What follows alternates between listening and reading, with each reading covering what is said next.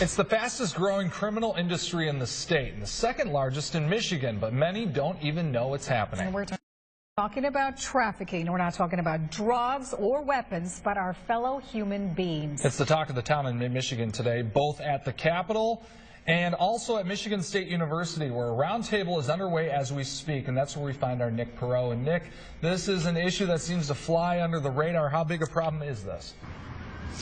Well, guys, they say it's a very big issue considering how close Michigan is to Canada, as well as Toledo, the fourth largest city in the country for human trafficking.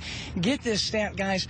Every month, it's estimated close to 150 girls under the age of 18 are involved and sold in underground sex trade.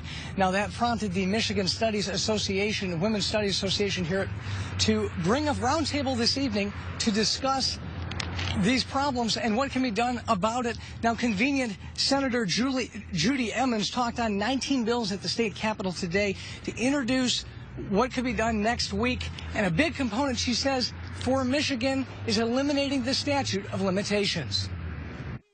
Certainly money drives this in a great way, but you would like to think that people would think twice about doing what they're doing when they know they could be prosecuted for the rest of their lives. Somebody will be looking for them for the rest of their lives.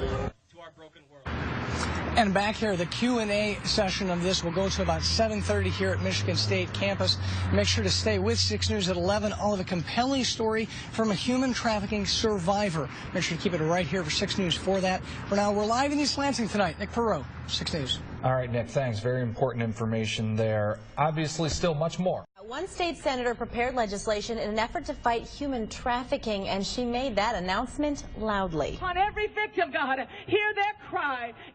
As people gathered on the Capitol steps, Senator Judy Emmons announced 19 bills expected to be introduced next week. If the bills are signed into law, among many other things, Emmons says it will help create a human trafficking board, allowing suspects to be added to a sex registry, and will allow victims to sue those responsible. Emmons says this is all key in bringing an end to this growing crime.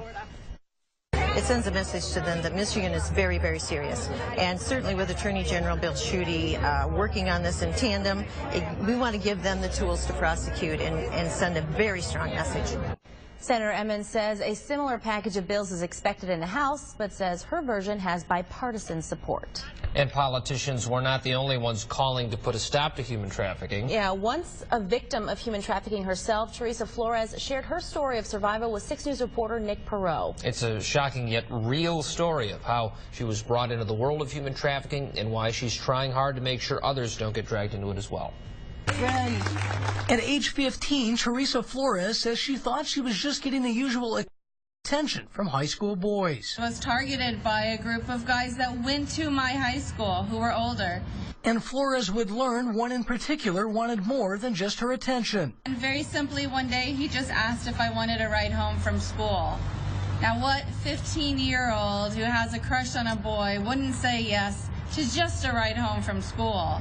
But that's not what happened. She was taken to his house, drugged and raped, and days later brought an envelope with pictures. He said the older men in this group want you to earn these back or else. Or else they would tell her parents, church, and post them around school. So she agreed, but had no idea what that meant. Taken to upscale, beautiful homes all around the Detroit area, where I was sold to men over and over again until they were finished with me.